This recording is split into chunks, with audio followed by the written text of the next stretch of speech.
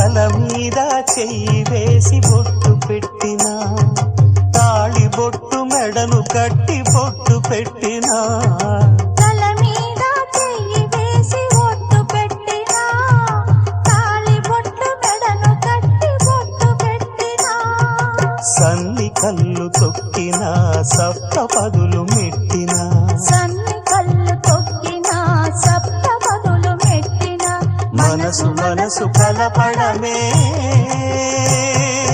మంత్రం పరమార్థం.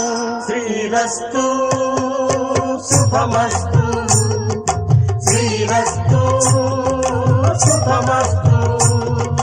శ్రీకారం చుట్టుకుంది పెళ్లి పుస్తకం, ఇక ఆకారం దాచుతుంది కొత్త జీవితం.